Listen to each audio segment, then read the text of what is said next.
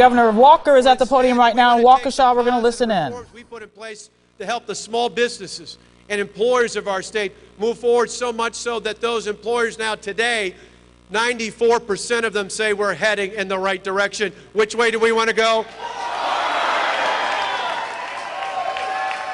Do we want to go back?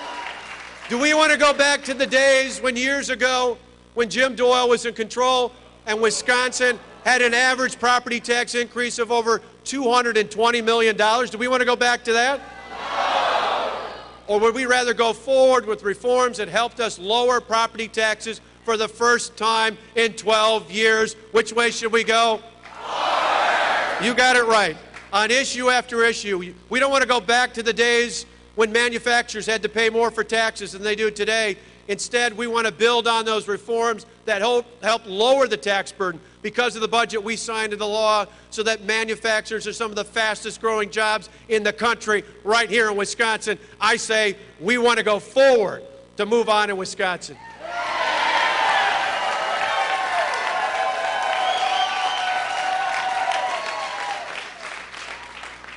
Do we want to go backwards to the days when we're going to rehash the debate we've had over the past year?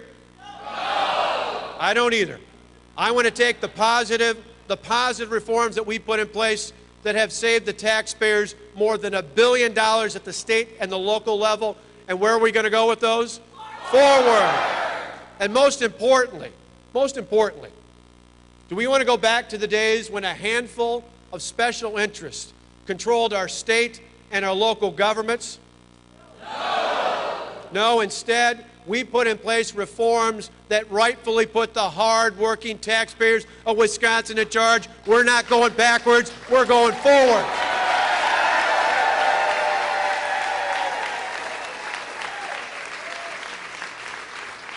But I need your help.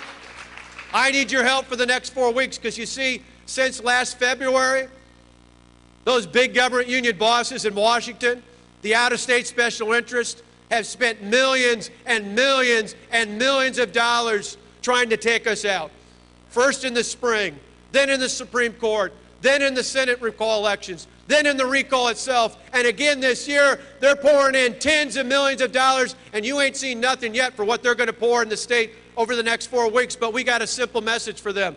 They can take their money, they can take their people, and they can go back to New Jersey and Washington and Chicago and anywhere else they're from, because we run things in Wisconsin for the taxpayers.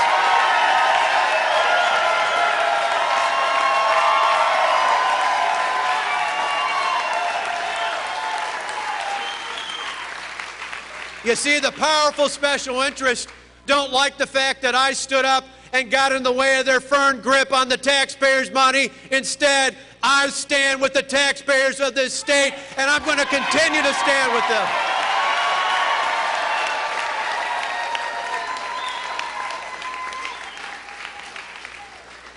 And for anyone out there that has any doubt about what the future would be if we make a change, just look at where we're headed moving forward versus where Milwaukee is today.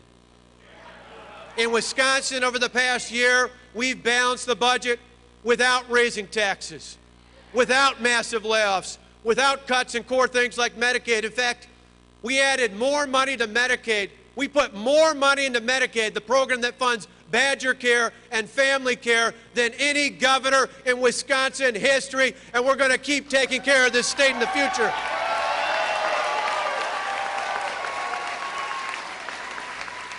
That's the way to move Wisconsin forward. In contrast, in Milwaukee over the last 8 years, where our opponent has been the mayor, the unemployment rate has gone up 28%. Property taxes have gone up 25%. Milwaukee is one of the poorest big cities in the entire country and has one of the worst graduation rates in all of the United States of America. And just this year, their bond rating was downgraded, just like Illinois'. We don't want to be like Illinois. We don't want to be like Milwaukee. We want to be like Wisconsin and move us forward.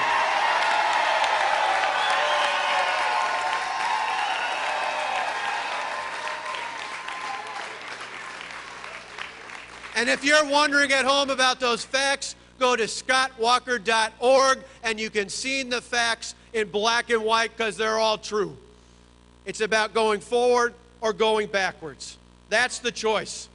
Now, the other day I was in a trip all across the state like we do nearly every day for the past 15 months. And I got to tell you, one of the most moving comments came from a woman who came up to me after I talked to plenty of others, and she said, "Governor, I'm a Democrat." And I paused for a minute because I thought, okay, we'll see what she says. And she said, "But you've convinced me." She said, "You've convinced me." She said, "You know, I don't agree with necessarily every step of action you've taken, but the reason you've convinced me is I've been so disappointed in the past.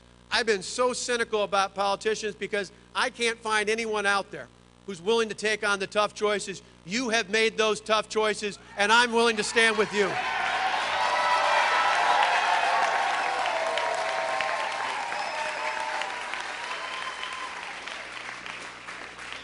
But those of you who know me know that that's pretty simple. You see, for me, the reason we've set on this course, the reason we want to continue to move this state forward, isn't about a job or career or an office.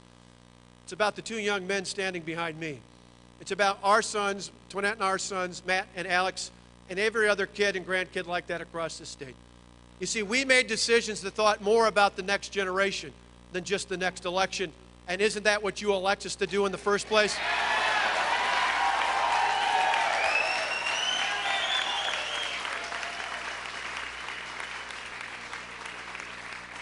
You know, it sometimes amazes me that politics seems to be the only profession where you're exceptional just by keeping your word.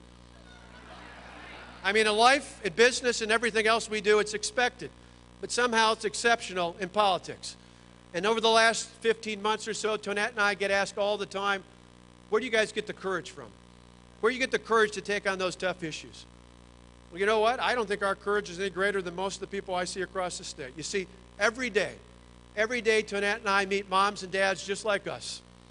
Moms and dads who get up early in the morning to head off to work, who go off to work in the factories and the farms and the small businesses of our state. Everywhere across this great state of ours, there are moms and dads just like us, and they go off to work, not just to earn a paycheck, not just to put food on the table or clothes on the backs of our kids. No, it's for much greater purpose than that. We go off to work as moms and dads, and our parents as grandparents did the same thing for us.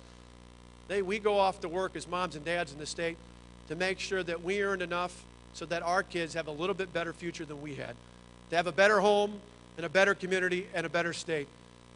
For me, over the past 15 months, as I look ahead to hopefully having the honor to serve for the next 2 years as your governor into the 2014 election, I'm telling you the reason for that's real simple.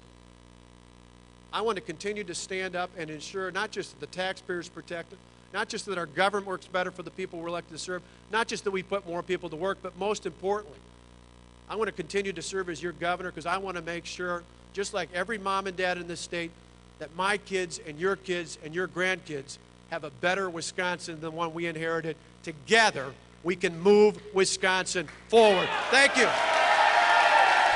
Both candidates very energized and animated along with their supporters tonight. This is shaping up to be a battle royale on June 5th. Yeah, a lot of passion. It's going to be a very interesting 27 days to come.